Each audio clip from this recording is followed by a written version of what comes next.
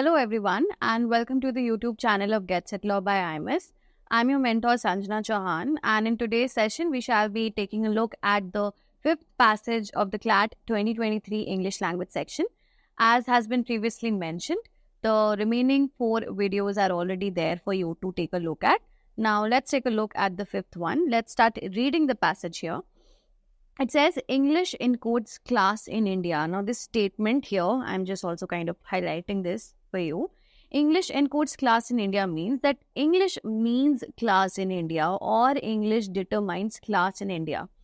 It does so by sliding into the DNA of social division, which is income, caste, gender, religion, or place of belonging.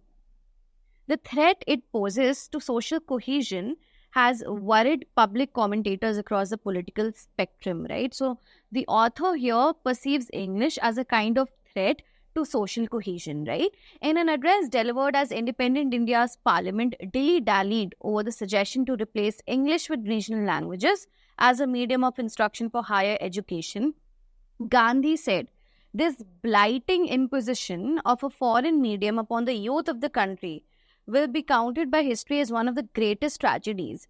Our boys think, and rightly in the present circumstances, that without English they cannot get government service. Girls are taught English as a passport to marriage," right? So these are the statements that were iterated by Gandhiji, right? Now read further. It says 100 years later, the language continues to be seen as a tool of exclusion.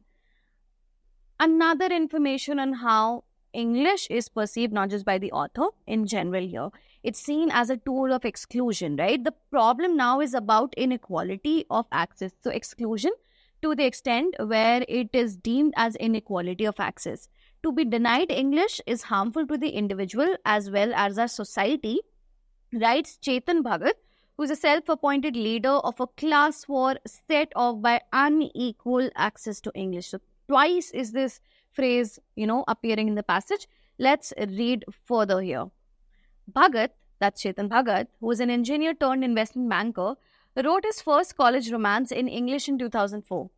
Then he was only a certain kind of person, someone who grew up reading, writing, and speaking the language, wrote books in English, big words, long sentences, literary pretension, heavy with Orientalism.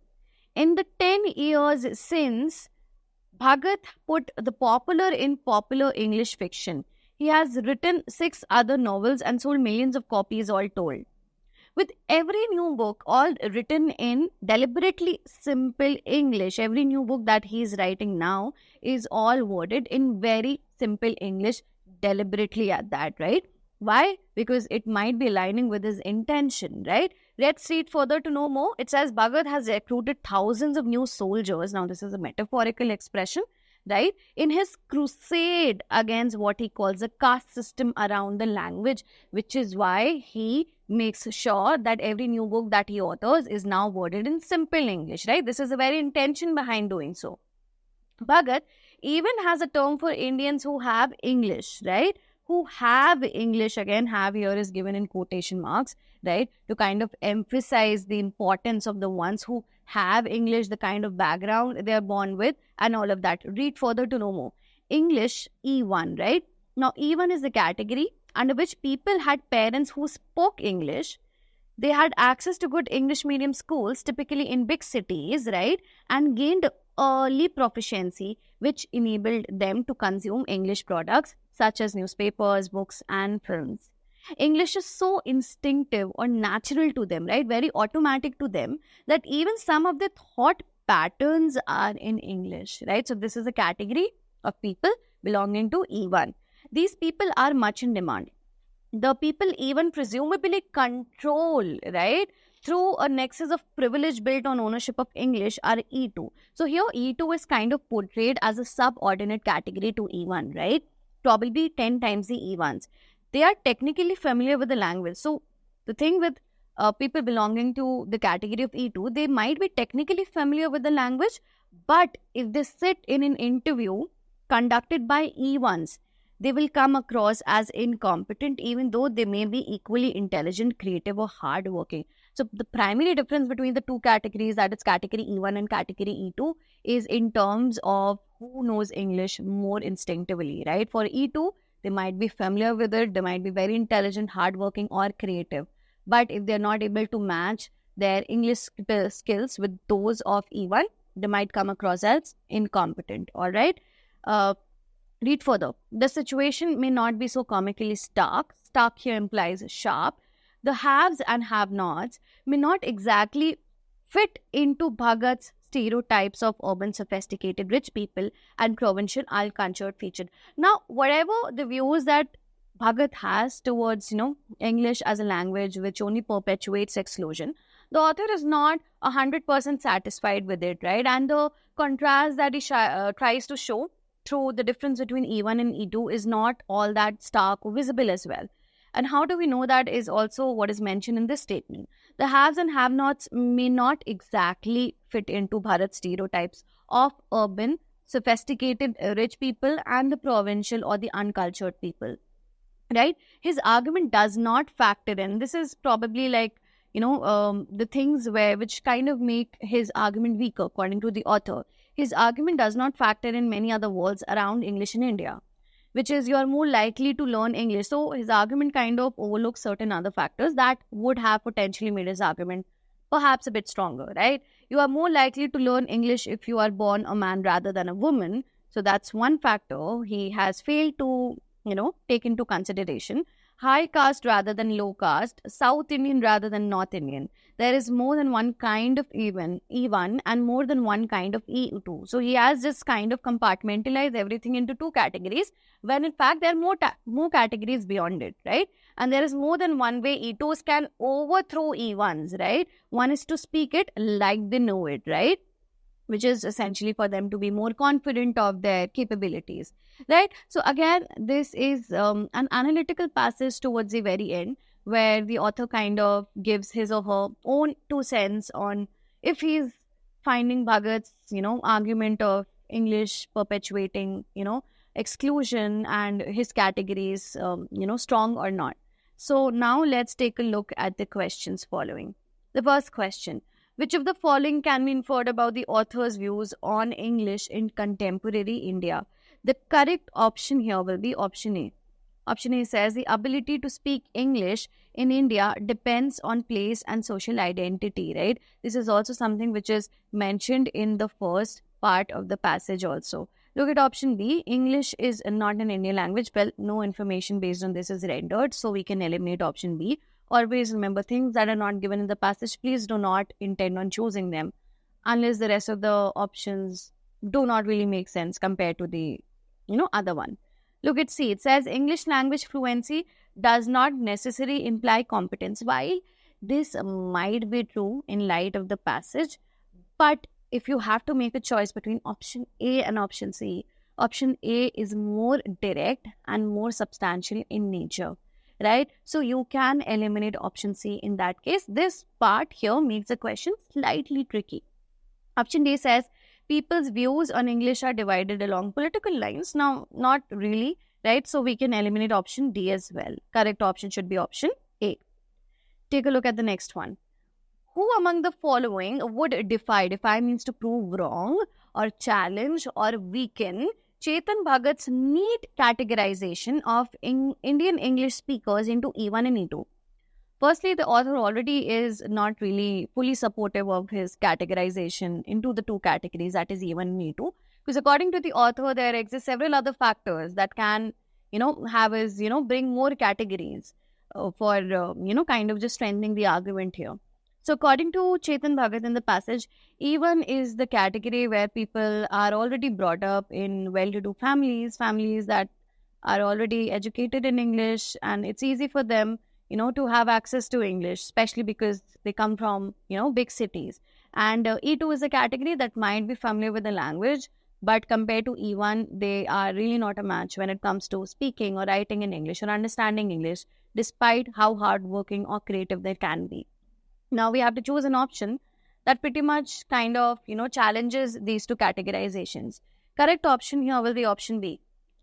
Take a look at option A. It says, Savita, an above average student in an English medium school in Mumbai, belongs to an upper middle class family.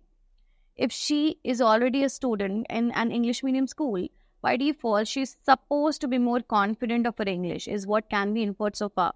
But when you read later, it says public speaking makes her extremely nervous and she fumbles through all her interviews. This, however, does not really defy Chetan Bhagat's neat categorization, because it still says she comes from an upper middle class family, right? And public speaking makes her extremely nervous and she fumbles through all her interviews. Look at B. It says Moin, once a milkman in Ranchi, which clearly brings him under category E2, right? Learns English at the age of 17. Now, at the tender age of 17, Moin learns English. And after a lot of hard work, he becomes an instructor of spoken English at a thriving institute. Now, this is something which becomes, a misnomer here, because this is challenging Chetan Bhagat's categorization. Somebody belonging to category E2 is probably expected to not be better at English. But now here, Moin is actually showcasing his English prowess in the form of being an instructor of spoken English. And therefore, this pretty much is against Chetan Bhagat's categorization. And therefore, B is the correct option, right? Let's move on to the next question. Which of the following best describes the author's response to Bhagat's views on English? The correct option here will be option D. Option A says the author dismisses his views as a self-appointed expert. Now, this makes this option very screen, right? The author does not entirely dismiss the opinion. He just has some, problems with it, which he has also cared to highlight later in the passage. But when we choose option A, it just makes the option very extreme and therefore A can be eliminated. B says the author completely agrees with his view. Again, note the word completely. That is not the case, because the author obviously casts his doubts on it and therefore we can eliminate B. C says the author neither agrees nor disagrees with his views. Let's keep this option on hold. Let's take a look at option D, and also it is the correct option, because it says the author considers his views and finds that they lack nuance. Nuance means he should have probably considered a 360-degree view into, account while making his compartmentalizations, right? So it's not full-fledgedly perfect is what the author tries to say. And therefore, D is a better option than C. D, in fact, is the correct option. Let's move on to the next question. Which of the following can be inferred from Gandhi's views with respect to English in post-independent India, right? Note and remember the two statements that were given there as part of what Gandhi believed in, right? Option A says English should not be taught as a subject in Indian universities. This is not what he tried to say, right? Even though he might have had an opinion against English as being very exclusionary in nature, this is not what he tried to emphasize, although, hence option A is out. The correct option for this question is option B. English proficiency is vital in order to gain entry into the bureaucracy. This is pretty much what is implied from his statements also, where he says that people cannot get into government services or jobs without knowing English language, and therefore it is vital in order to gain entry into the bureaucracy for a person to, know English language. Option C says Indian women cannot get rich if they do not know English. Now, this is not something that was a part of the discussion given for him, right? Hence, the correct option here will be option B. Take a look at the next question. This is a vocabulary-based question. All of the following pairs of words are synonyms except, so there is an option where the two words might not be related to each other synonymically, right? So, look at option A. It says stark and sharp both imply the same, very sharp. Hence, A is out. B says sophisticated, which shows somebody being cultured. And the other option says spoiled, which in fact is opposite to somebody being sophisticated or cultured. And therefore, these are more of antonyms and not synonym. And therefore, this is the correct option. Option B here is the correct option. C says crusade, campaign, both imply the same thing, essentially campaigning. D says cohesion, which is also coming together, just the same as unity. And therefore, D2 can be eliminated. Correct option here will be option B. So, this was all about the fifth passage. Hope you've understood everything. Hope you've internalized all the pointers that I've discussed. If you feel the need to ask more questions, if you have any more doubts, all of it is appreciated in the comment section, right? stay tuned for the next video. Thank you so much.